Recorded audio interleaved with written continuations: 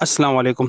आज 19 जनवरी 2025 है। आज की प्रेजेंटेशन जैसे कि आपने थंबनेल पढ़ लिया होगा कि उन स्टॉक को टारगेट कर रही होगी जो कि मुझे जिसमें शॉर्ट टर्म ट्रेडिंग अपॉर्चुनिटी लगती है। शॉर्ट टर्म मुझे समझता हूँ उसमें थोड़ा सा अपॉर्चुनिटी है to get some nice gain. तो इंशाल्लाह इसको कवर करेंगे। इससे पहले मार्केट की बात करें, मार्केट फ्राइडे वाले दिन पॉजिटिव रही। और पॉजिटिव रहने की एक वजह तो ये थी कि जब इमरान खान के हवाले से एक न्यूज़ आई जिसमें बताया गया कि जिस न्यूज़ में ये का कंक्लूजन ये था कि इनको बाहर नहीं आ रहा वो जेल से। तो इन इफेक्ट मार्केट का इसका इम्पैक्ट पॉजिटिव है, क्योंकि अपार्ट फ्रॉम पॉलिटिकल साइड, अगर हम पॉलिटिकली पॉइंट को इग्नोर करें ना, तो इमरान खान का बाहर आना पॉलिटिकली अनस्टेबिलिटी क्रिएट करेगा जिसका इम्पैक्ट मार्केट पे पड़ेगा। तो जब वो बाहर नहीं आया तो डेफिनेटली मार्केट ने बढ़ना था। ऑल्दो थ्रू आउट जनवरी फरवरी मार्च तीनों तीनों महीने मार्केट ने पॉजिटिव ऊपर साइड बुलिश में रहना है। इसकी वजह ये कि जनवरी और फरवरी और मार्च ये तीन वो महीने हैं जिसमें मेजोरिटी ऑफ द कंपनीज, जो बड़ी बड़ी कंपनी उनके रिजल्ट्स आते हैं, वो बड़ा पॉजिटिव क्रिएट, जिसकी वजह बेसिस पे मार्केट में एक पॉजिटिव वॉल्यूम रहता है और लोग बाय शेयर करते हैं। बाय एंड सेल शेयर्स की करते हैं कि पोटेंशियल की डिविडेंड के हवाले से या पोटेंशियल गेन की वजह से। तो मार्केट में बुलिश ट्रेंड है फिलहाल। इसके बाद सबसे आज के पहला स्टॉक, पहले स्टॉक से पहले एक बात करूं कि म्यूचुअल फंड्स के भी दिसंबर के अकाउंट्स आ गए। और जिस तरह से मैंने सितंबर के महीने में एक बताया था कि 2025 में ये स्टॉक ऐसे है, 5 स्टॉक जो बड़ा अच्छा गेन दे जाएंगे। तो हमने देखा तमाम म्यूचुअल फंड्स के पास ये पांचों स्टॉक्स मौजूद हैं और उन्होंने अपनी बाइंग इसमें थोड़ी थोड़ी इंक्रीज की है। आप जाके देख सकते हैं। मैंने दो म्यूचुअल फंड्स को देखा, दोनों ने अपनी वॉल्यूम मतलब अपनी होल्डिंग थोड़ी बढ़ाई है। तो मैं समझता हूँ हमें भी इस चीज़ को माइंड में रखना चाहिए और इन तमाम स्टॉक्स में, इन पांचों स्टॉक्स में अपने अपनी इन्वेस्टमेंट लॉन्गर टर्म के लिए बरकरार रखनी चाहिए। सबसे पहले आज का पहला स्टॉक बात करें, मारी पेट्रोलियम। अच्छा, मारी पेट्रोलियम के हवाले से क्यों आज मैंने इंक्लूड किया, एक तो सबसे ज़्यादा इसमें वॉल्यूम एक बड़ा डिसेंट वॉल्यूम पड़ता है। प्लस ये ऐसा शेयर है जो सब लोग की बड़े ही अट्रैक्शन और लोगों के इंटरेस्ट का मिले कि ये ऐसा स्टॉक है, लोग उसमें बाय सेल करते रहते हैं। और एनालिस्ट और काफ़ी ज़्यादा इसको इंक्लूड करते हैं अपनी वीडियोस में। प्रेजेंटेशंस हैं, रिसर्चेज हैं काफ़ी ज़्यादा है। तो मैं समझता हूँ इसकी वजह से ये शेयर स्टॉक बड़ा ही न्यूज़ में रहता है, मारी पेट्रोलियम। फिलहाल अभी इसकी बोर्ड मीटिंग अगले हफ्ते अगले मंडे को है। ये जो कल मंडे आ रहा है ये नहीं, आने वाला मंडे। एक्सपेक्टेशन मेरा ख्याल है ऐसी होगी कि कोई डिविडेंड या बोनस अनाउंस नहीं करेगा। और इसकी वजह ये है कि इसलिए अनाउंस नहीं करेगा कि रिसेंटली इसने 800% बोनस दिया था और इसके अलावा डिविडेंड भी दिया था। तो मैं समझता हूँ फ्रॉम कैश परस्पेक्टिव इसकी कैपेसिटी फिलहाल नहीं है। और अगर अनाउंस करता भी ना तो 10 से 12 रुपए पर शेयर से ज़्यादा अनाउंस नहीं कर सकता, क्योंकि इसकी कैपेसिटी नहीं है।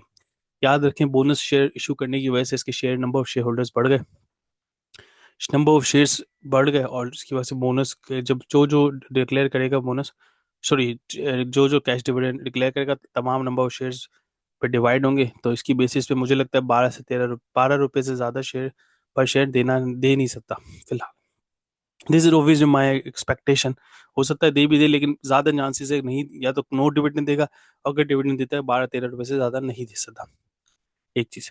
तो इस दौरान हमने देखेंगे इस हफ्ते आने वाले जो कल हफ्ता शुरू हो रहा है, इस तब कल से लेकर फ्राइडे तक इसमें बाइंग एंड सेलिंग रहेगी। मैं समझता हूँ अगर मैसिव डिप आ जाए मंडे ट्यूसडे में तो आपने इसको बाय करके बोर्ड अनाउंसमेंट से पहले पहले एग्जिट कर लेना है।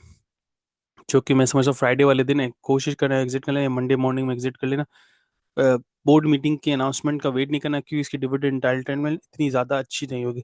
अगर प्लस से 15 रुपये भी होता है ना, तो 700 रुपये का शेयर में 15 रुपये का dividend I don't think is a worth.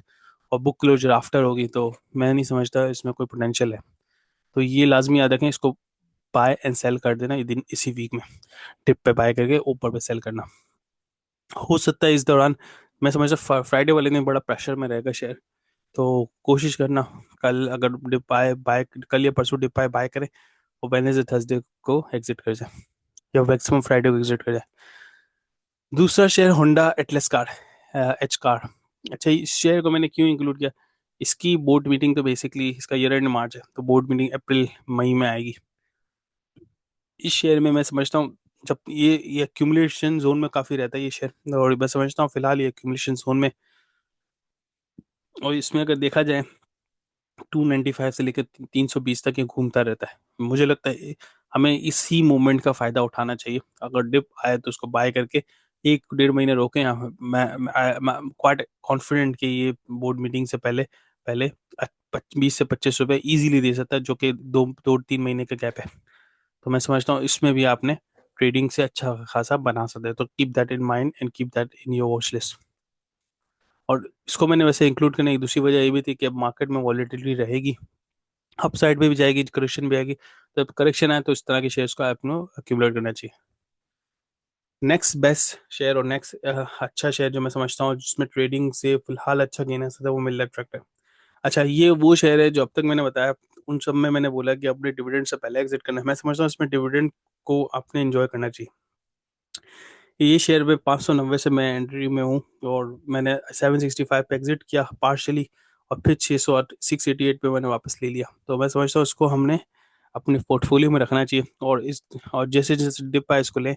इसके डिविडेंड, दो डिविडेंड दिए हैं। एक तो लास्ट वाला जो उसने अनाउंस नहीं किया, और इसलिए अनाउंस नहीं किया कि इसका मर्जर अप्रूवल पेंडिंग में था, और उसने अपने अकाउंट्स में बताया था कि जैसे अप्रूव हो जाएगा फिर हम डिविडेंड देंगे।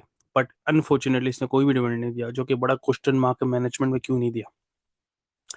तो मैं कोशिश करूंगा कि हमें कोशिश करनी चाहिए कि उसके डिविडेंड एक्सपेक्ट करें कि अच्छा होगा, और इसलिए इसकी तमाम डिप्स को आपने बाय करना है। और उसका बोर्ड मीटिंग फरवरी में आपको पता चल जाएगा इसके रिजल्ट्स की, जो बोर्ड मीटिंग हो जाएगी तो हमें पता चल जाएगा कितना डिविडेंड देगा। तो इस दौरान फरवरी से अब तक तो 2-3 हफ्ते से ज़्यादा वक्त नहीं है, तो आप इसको इस दौरान एक्यूमुलेट कर सकते हैं और हर डिप को बाय करना चाहिए।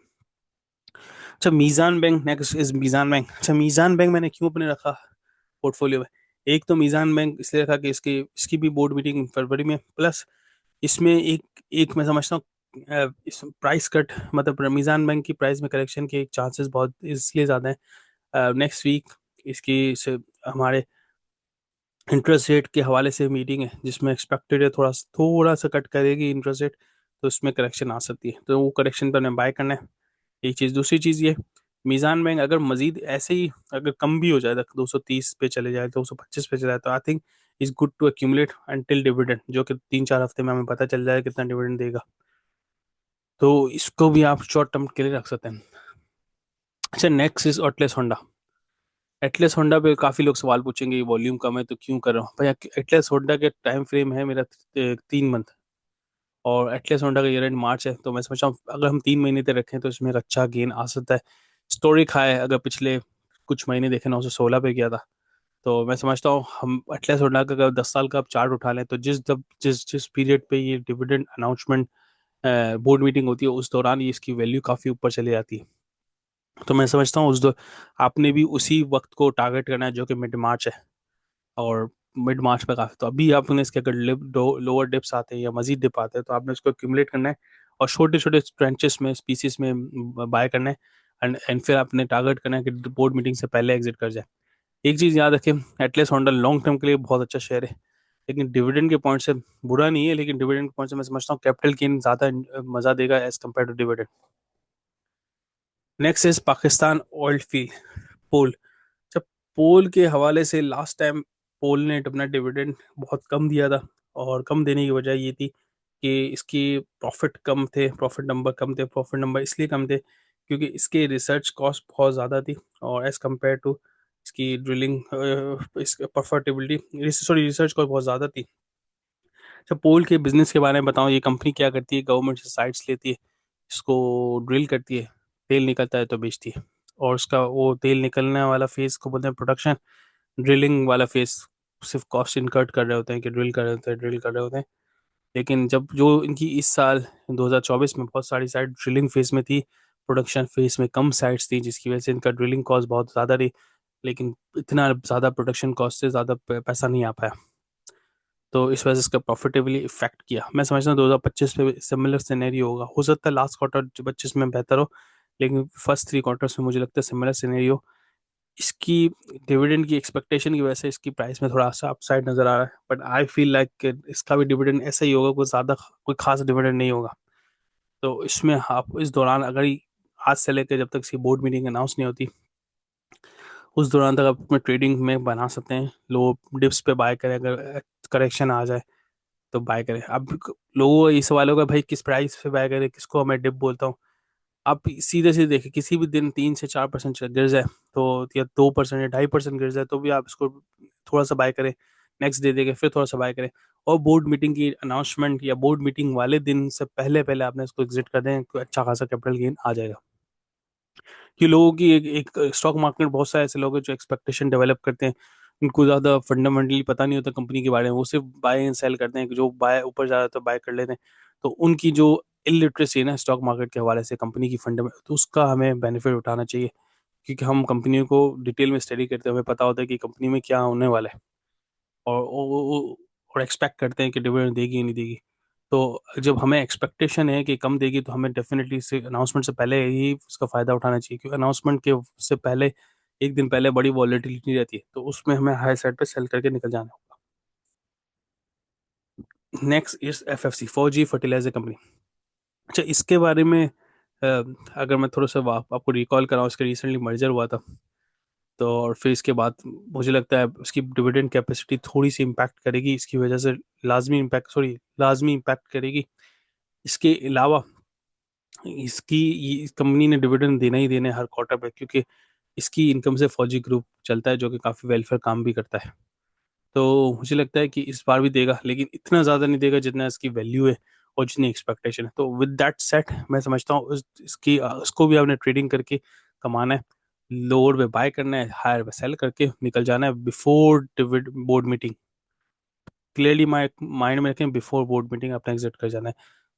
That's it. आई थिंक यही मेरा व्यू था इन तमाम शेयर्स के हवाले से। बाकी ये वो शेयर्स है, इन केस अगर आपने इसको हाई पे ले लिया, ये तमाम जो मैंने स्टॉक्स बताए, तो अगर आपने हाई पे ले लिया, एग्जिट का मौका नहीं मिला, तो आप इसको लॉन्ग टर्म के रख रहे हैं, लॉन्ग टर्म में भी नुकसान नहीं देंगे। शॉर्ट टर्म में तो डेफिनेटली एक चांस है कि गेन देंगे, लेकिन अगर वो गेन मिस हो जाए, हम नहीं ले पाए, हम एग्जिट नहीं कर पाए, ले लिया हमने एग्जिट नहीं कर पाए, तो लॉन्गर टर्म में बेनिफिट देंगे ही देंगे। That's it. Thank you so much. यही मेरा व्यू है इस कंपनी के हवाले से। कोई चीज़ मिस आउट की लाजमी बताएं, इंशाल्लाह कवर करूंगा। कोई और शेयर्स हैं तो उसको भी बताएं, कवर करूंगा।